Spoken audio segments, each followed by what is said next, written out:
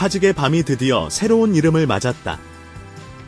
롯데 자이언츠가 한화 이글스의 좌완 투수 김범수를 공식 영입하며 올겨울 불펜 재편에 첫 단추를 끼웠다. 불펜 붕괴로 고통받았던 2025 시즌을 마무리한 롯데가 내년 우승을 향한 청사진을 그리기 시작했다. 공식 발표 직후 롯데 팬 커뮤니티는 폭발적인 반응을 보였다. 이제야 불펜이 완성된다. 사직의 7회 공포는 끝났다는 댓글이 이어졌다. 팬들은 오랜 시간 쌓였던 불안과 아쉬움을 내려놓고 새로운 좌완 스페셜리스트의 합류를 축하했다. 사직의 밤은 이제 다시 시험대에 오른다.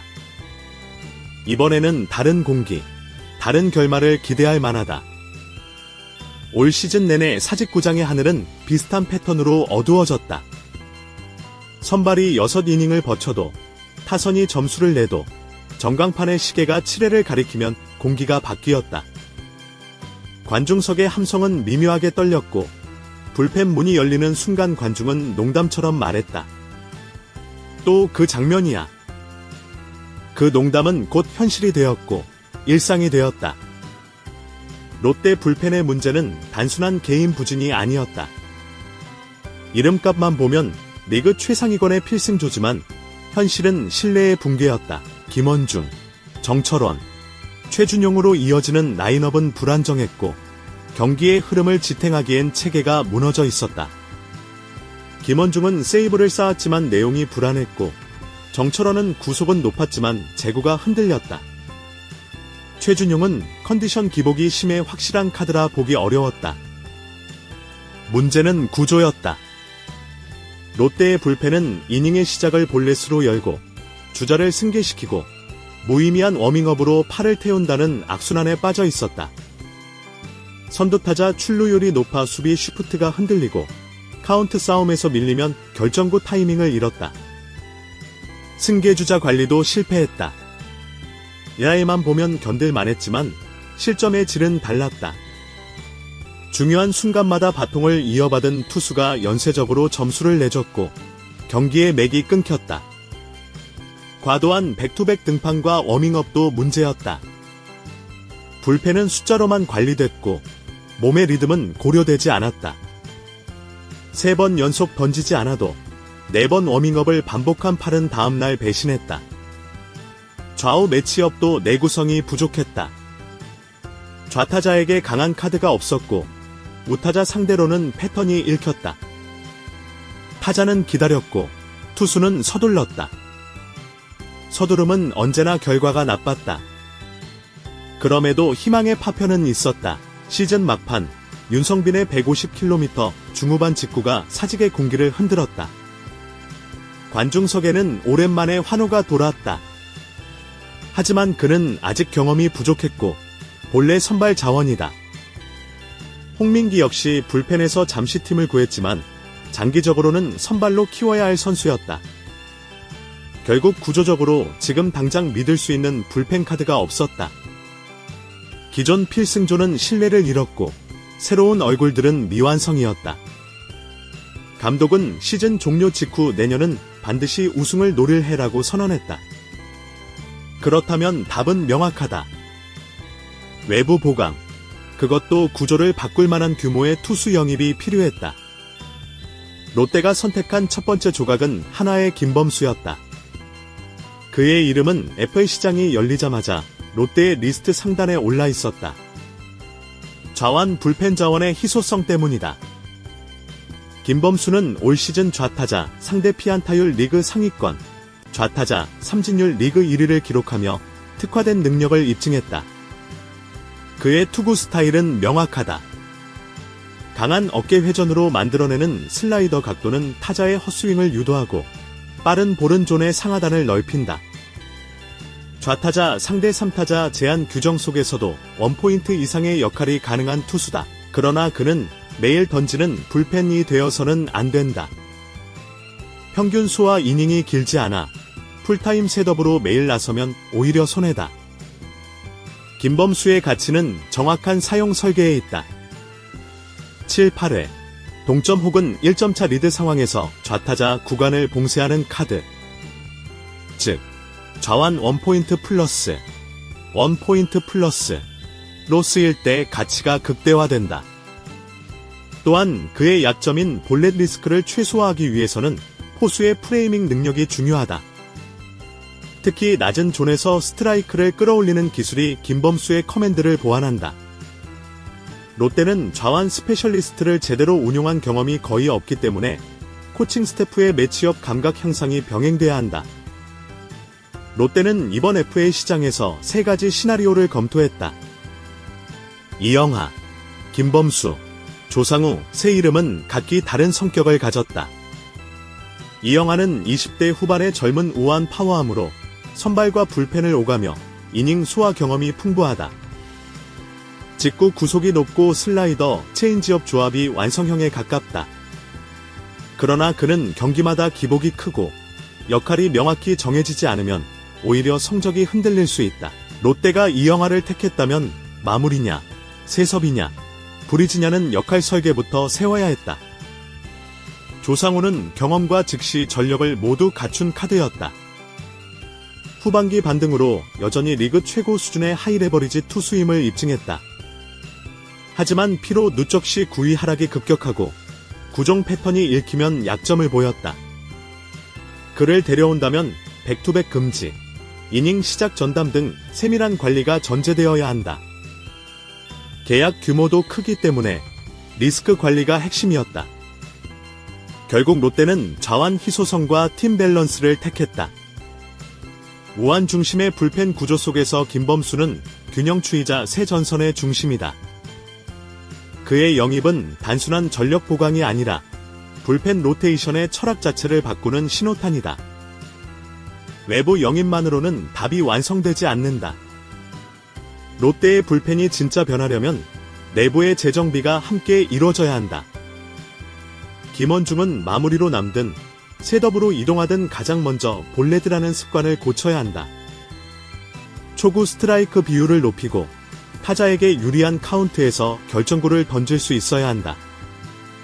정철원은 여전히 리그 상위권의 구속을 자랑하지만 불필요한 워밍업이 체력을 갉아먹는다. 하나의 플랜만 들고 마운드에 오르는 단순화가 필요하다. 최준용은 건강이 우선이다. 몸 상태가 100%가 아니라면 시즌 초반은 통째로 재활에 투자하는 것이 낫다. 60% 폼으로 시즌을 버티는 장면은 이미 충분히 봤다. 롯데는 이제 불펜의 KPI, 핵심 지표 자체를 다시 정의해야 한다. 알만으로 투수를 평가하는 시대는 끝났다.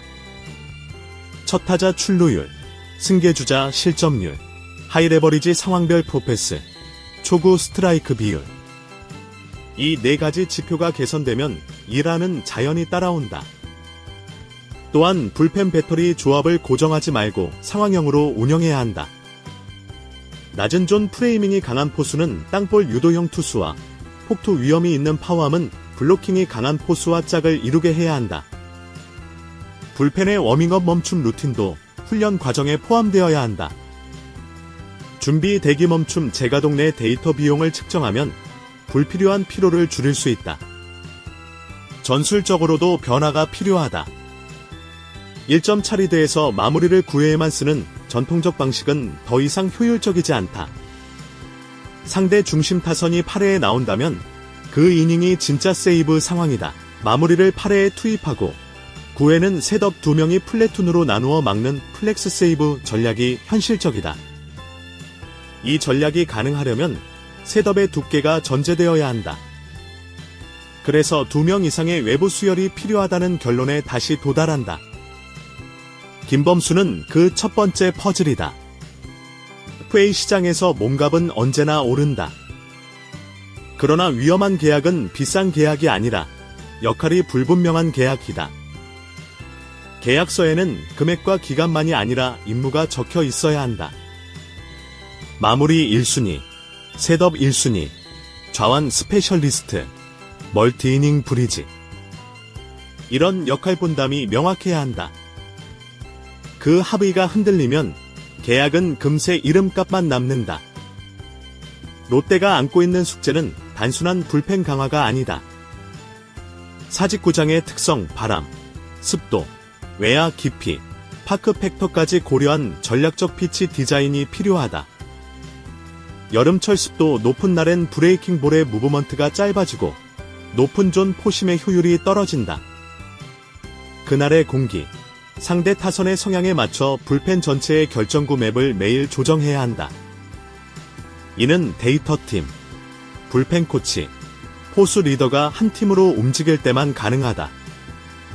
우승을 노리는 팀이 7회부터 불안에 떠는 건 모순이다. 그 모순을 해결하는 방법은 복잡한 듯 단순하다. 좋은 투수를 영입하고 좋은 방식으로 쓰고 좋은 습관을 만든다. 외부에서 2명이 불을 끌 물을 가져오고 내부에서 3명이 다시 타는 법을 배운다. FA 시장의 문은 길지 않다. 선택의 시간은 짧지만 결과는 길다. 이영하는 젊음과 미래를, 조상우는 경험과 즉시 전력을, 김범수는 좌완의 균형을 가져온다. 롯데는 그 셋 중 하나를 택했고 이제는 조합의 질이 성적을 결정할 것이다. 결국 올겨울 롯데의 운명은 계약서 한 장에서 출발하지만 시즌의 운명은 벤치 한 장짜리 운용표에서 완성된다. 사직의 밤이 달라질까? 7회의 공포가 끝나고 8회에 강해지며 9회가 약속이 되는 팀. 롯데가 원하는 건 봄의 반짝임이 아니라 가을의 무게다. 그 무게를 견딜 불펜을 만들기 위한 첫걸음이 바로 김범수의 영입이다. 표면적으로는 FA 시장의 정상적인 영입이지만 그 안에는 단순한 보강 이상의 의미가 있다.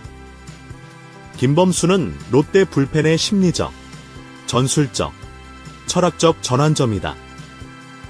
이 영입은 지난 몇 년간 반복된 사직의 7회 악몽을 끊어내기 위한 구단의 선언이기도 하다. 롯데 구단 관계자는 발표 직후 이렇게 말했다. 우리가 필요한 건 이름이 아니라 구조였다.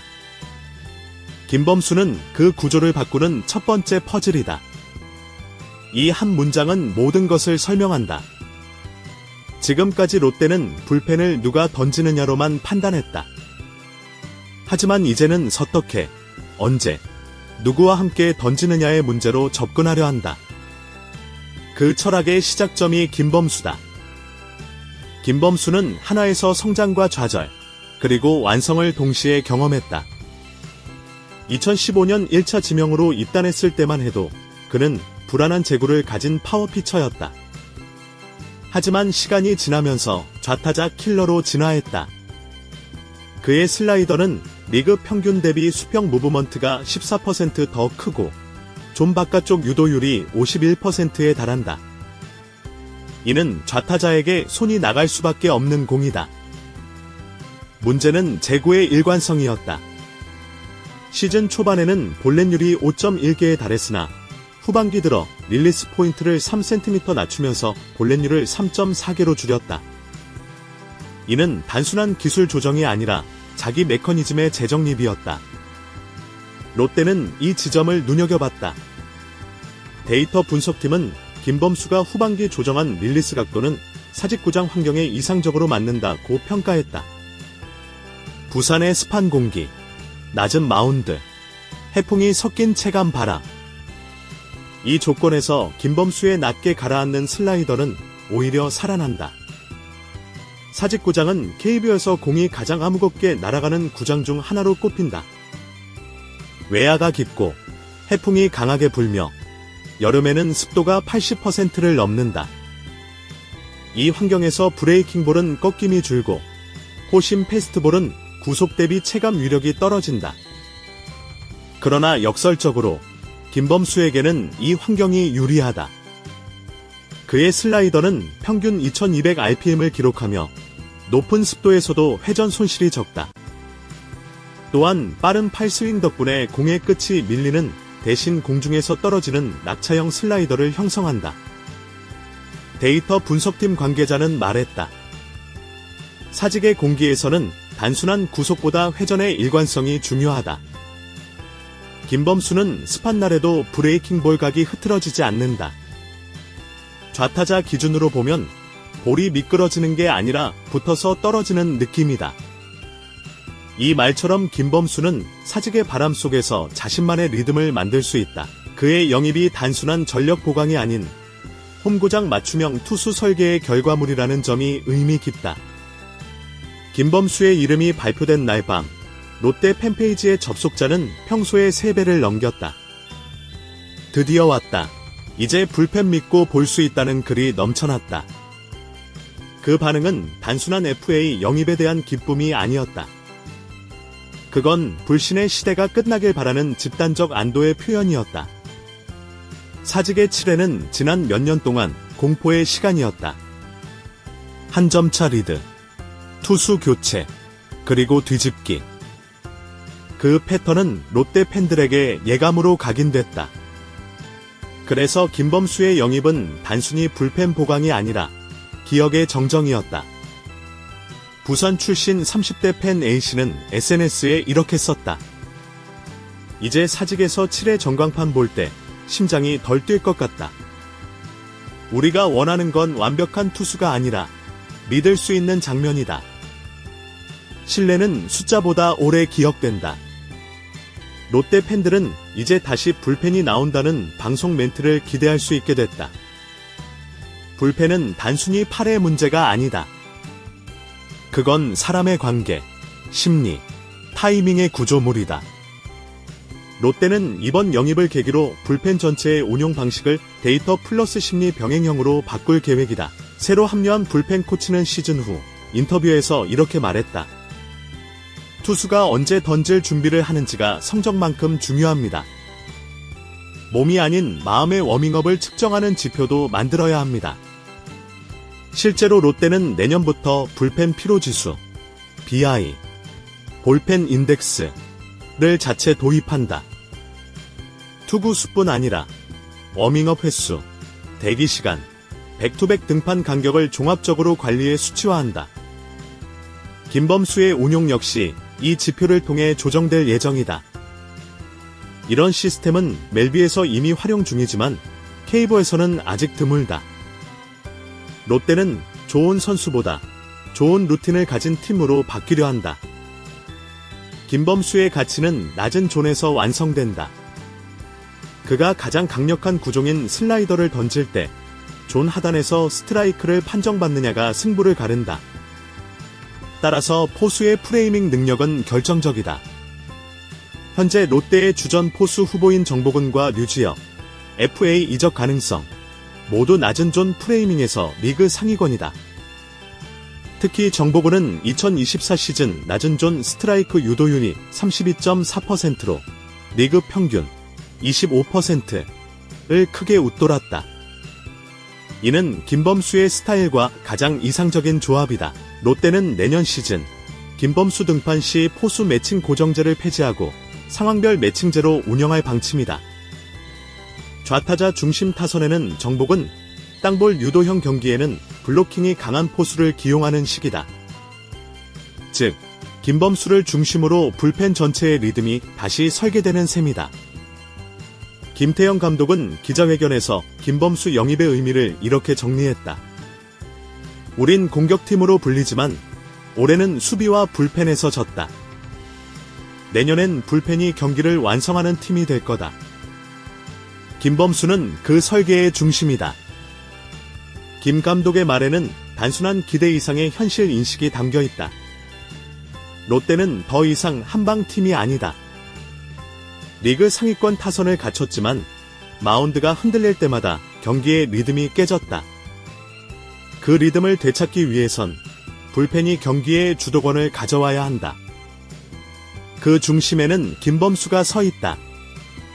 야구는 결국 기억의 경기다. 팬들은 이닝별 점수보다 그 순간의 공기와 표정을 기억한다.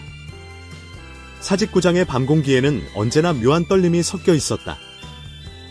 7회의 불안, 8회의 체념, 그리고 9회의 한숨. 하지만 이제는 다르다. 김범수가 마운드에 오르는 순간 팬들은 불펜의 등판을 기다릴 수 있게 됐다. 그의 등번호가 조명에 비칠 때 함성은 불안이 아니라 신뢰로 바뀔 것이다. 롯데 팬들은 2025년 봄을 이렇게 기다리고 있다. 이제 7회의 불빛은 꺼지지 않을 거야. 다시 불을 켜는 건 우리가 믿는 한 사람의 왼팔이야. 김범수의 영입은 한 명의 투수 계약이 아니다. 그건 시스템, 문화, 기업, 팬심, 데이터가 하나로 맞물리는 리빌드의 신호다. 롯데는 드디어 어떻게 던질 것인가를 묻는 팀이 되었다. 우승은 멀리 있지 않다. 좋은 투수를 영입하고, 좋은 방식으로 쓰고, 좋은 습관을 만드는 것. 그 단순한 원리를 실천하는 팀이 결국 가을을 차지한다. 사직의 밤이 달라질 것이다. 7회의 공포가 끝나고 8회는 설계가 되고 9회는 약속이 된다. 그 약속의 첫 줄에는 한 이름이 있다. 김범수. 그의 왼팔이 사직의 공기를 다시 뜨겁게 만들 것이다.